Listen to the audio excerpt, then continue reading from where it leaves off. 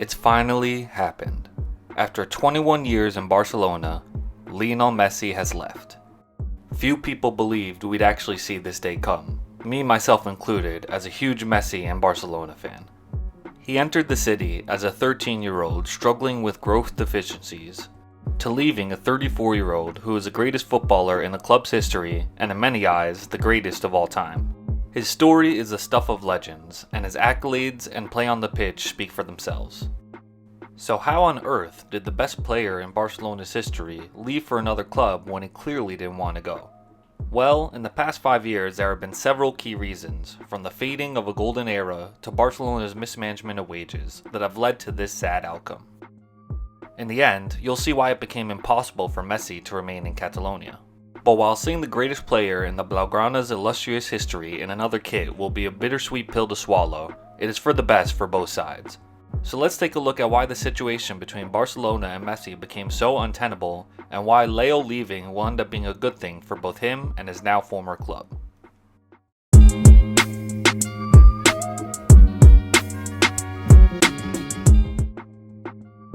Real quick though, before we start, make sure to subscribe to my channel for more weekly videos. Feel free to give this video a like as it helps greatly with YouTube's algorithm. If you're enjoying the content, make sure to click the red button and on the bell to turn on notifications so you don't miss a beat. And while you're here, feel free to check out my last video on LeBron James and Carmelo Anthony finally teaming up. And without further ado, let's get started.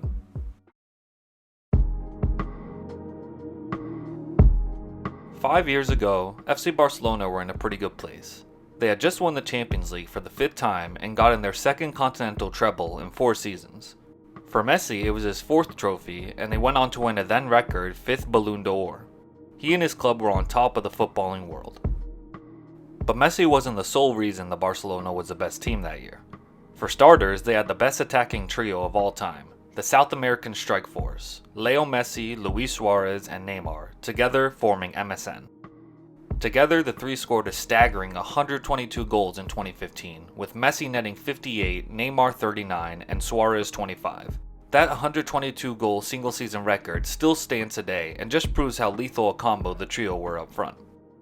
Behind the strikers, you had one of the best midfields in the club's history as well. Sergio Busquets and Andres Iniesta were club legends carrying over the legacy of the previous Champions League winning teams. Replacing the soon-departing club icon Xavi, though, was the Croatian Ivan Rakitic. Iniesta, Busquets, and Rakitic were the bedrock that set the table for MSN to achieve the glory that they did. Then behind the midfielders were the defensemen, with the 2 center-backs Gerard Piqué and Javier Mascherano, and the 2 wing-backs Dani Alves and Jordi Alba. Piqué and Mascherano were 2 of the best defenders in the world, while Alves and Alba were capable defenders but mainly made their mark in transitional attacks, flanking the right and left sides of the pitch to set up opportunities for MSN to capitalize on. Finally, the German wall, Marc-Andre ter Stegen, was in net, and he quickly proved himself as one of the best young goalkeepers in the world. All in all, Barcelona had one of the most complete units in the world, punctuated by the unstoppable play of MSN. But starting the following year in 2016, some major pieces of that treble-winning side began to leave. First it was Xavi, who officially retired from Barcelona after the Champions League win. Then, after the 2016 season, Dani Alves, who was one of Messi's greatest assist men, left. After the 2017 season, Neymar and Mascherano both transferred out, and finally in 2018, Iniesta left for Japan. So by 2019, the team had lost 5 of the starting 11 that had brought the club glory in 2015. It was clear that the golden era of Barcelona that had started in 2005 had finally peaked and was slowly fading. The biggest problem with this was that the team failed to bridge the gap to the next generation and didn't make the right choices when replacing their departing starters. This part became painfully clear after the N and MSN left the team. The biggest domino to fall for the club in the wake of winning the Champions League was the departure of Neymar.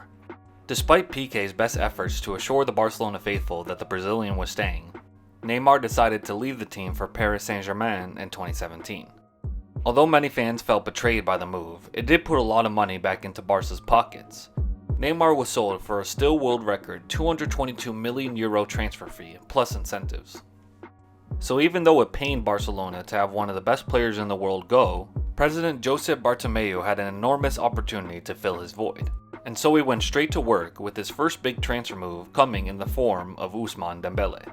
The young Frenchman was a highly coveted prospect, but one that never netted more than 12 goals in a top-tier league. He was brought in for a €105 million transfer fee, which at the time was the second highest one ever, behind Neymar of course. I think it's safe to say that this transfer never panned out, as Dembele has been struck with injury problems for the past 4 years and only has scored 18 goals in 81 appearances for the Blaugrana. As a replacement for Neymar, this is nothing more than an F move for the club. Barcelona went young and expensive when they could have gotten a more established player at a much cheaper rate. But Barcelona doubled down on their high transfer spending when in 2018 they brought in Philippe Coutinho for €145 million. This signing made much more sense at the time because Coutinho was one of the best midfielders in the world, but it still came at a hefty price. Coutinho played an uneven first season at Barca before being put on loan to Bayern Munich for 1 season just to destroy Barcelona in the UCL, and returning to the club the next year before suffering a season-ending knee injury. Between just Dembele and Coutinho, the two cost Barcelona €250 million. For that price, you'd expect a Neymar-level replacement and then some, not two injury-riddled players who could barely contribute to the team. Barcelona were tasked at trying to find a successor to Neymar while using the record-breaking transfer money they received, and they failed on both accounts and left the club in a strenuous situation. But Barca weren't done making poor financial decisions. In fact, their woes had just begun.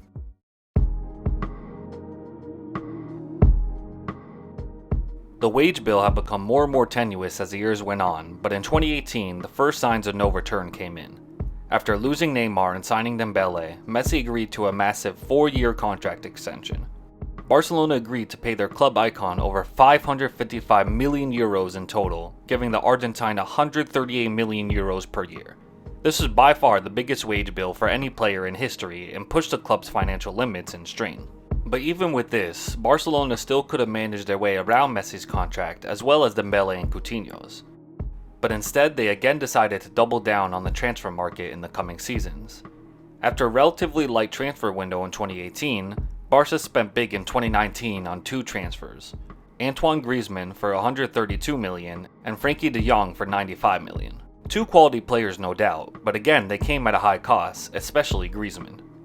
They then tripled down on the ridiculous wages in 2020 when they spent €66 million on Miralem Pjanic, a player who was clearly out of his prime.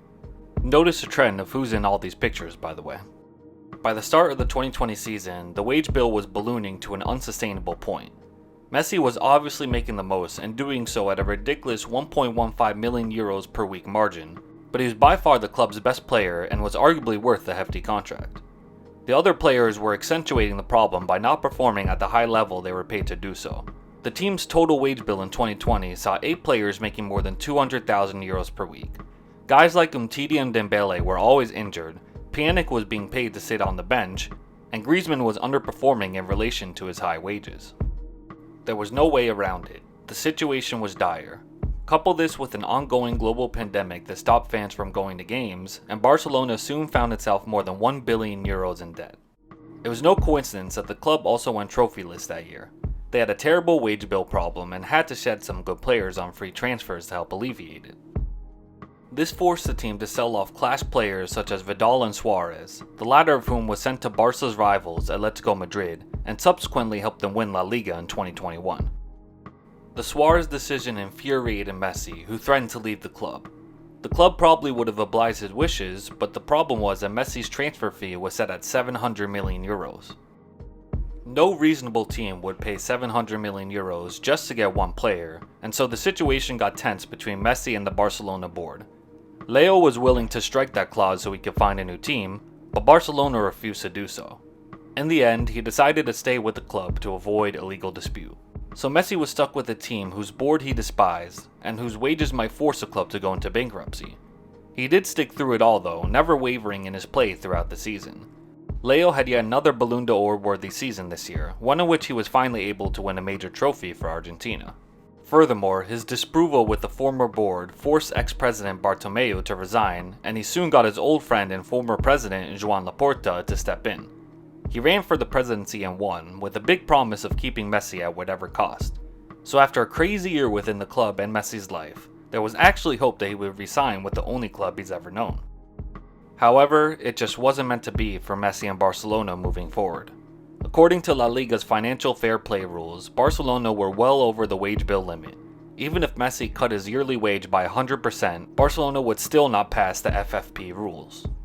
It was a reality both Leo and his club refused to acknowledge for a long time, but their reckoning had come. For Messi though, it will spell the end of an era that saw him carry a far greater load than any other player in football. After Neymar left for PSG, almost all the goal scoring responsibilities were on him. Yes, Barcelona still had Suarez, but he was starting to show signs of aging. In 2017 he scored 33 goals in 51 games, but then dipped to 25, 21, and then 16 in the following years. Leo was left having to pick up the slack, more and more so as each season moved on. In 2017, he tallied 44 goals and 17 assists. In 2018, he got up to 50 goals and 18 assists. Then, his playmaking duties jumped up even more so in 2019, when he scored just 30 goals but also had 25 assists. Finally, in 2020, he scored 46 goals to go along with 16 assists. In a 4-year span, Messi averaged 43 goals and 19 assists per season. Although these stats are otherworldly, they often came at the expense of Barcelona's chances at reclaiming the Champions League. Because all the opposing defense would have to do was double team and man mark Messi the whole game, putting the fate in the game of the shoes of the other players. And more often than not, those other guys wouldn't live up to the occasion. So the Messi dependence really kicked into full gear once Neymar left. No other player could fill Messi's shoes individually during the span.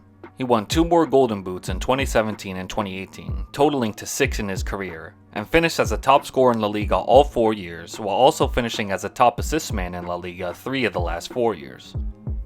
No other player could also be a top scorer and assist maker in Europe. You were either the elite assist guy or the potent goal scorer, but Messi was both for Barcelona. And it's one thing to do it when you're surrounded by Suarez and Neymar, it's a whole nother thing to do it as a main focal point of the entire defense. But those days of single-handedly carrying a team might be over for Messi. Not because he can't do it, but because he won't have to. By joining PSG, who already have Neymar as well as Kylian Mbappe, the burden will be lifted off of Leo's shoulders to do it all. And the player who Barcelona had to solely rely on to create goal-scoring chances will finally be set free. The era of Messi dependence is rightfully over.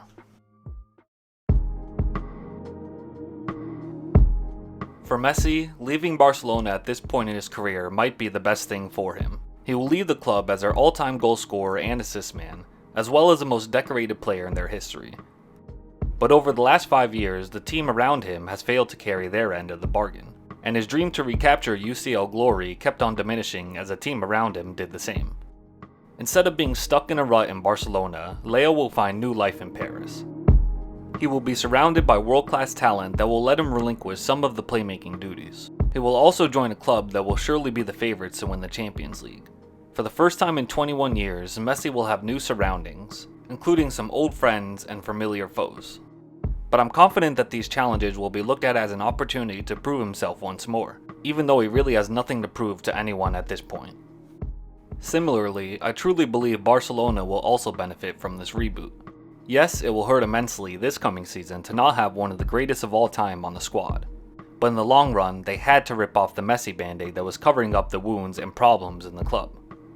Their wage bill will now go from the highest in the world to simply average, and they will have more financial freedom to pursue other world-class players who want to play for the Blaugrana, although hopefully this time they won't do so recklessly. Also, it's not like they don't already have class players on the roster already. You have a new generation of La Masia talent such as Ansu Fati, Pedri, Riqui Puig, and Eric Garcia that are ready to make their mark. Furthermore, more established players like newcomer Memphis Depay and a refreshed Griezmann will help fill the void temporarily while the youngsters grow in the wings. So in reality, Barcelona will not collapse as many think. It will simply be under renovation for the next few years. All in all, this divorce will be beneficial for both parties in the long run. Messi gets to play on a new team that has a clear direction and goal, and Barcelona will get to explore post-Messi life that was going to come one day regardless. While it's sad to see a club and football legend like Messi leave the one club that he's played for, it's a move that needed to be made. And like most divorces, it'll be one that both sides will eventually come out from for the better.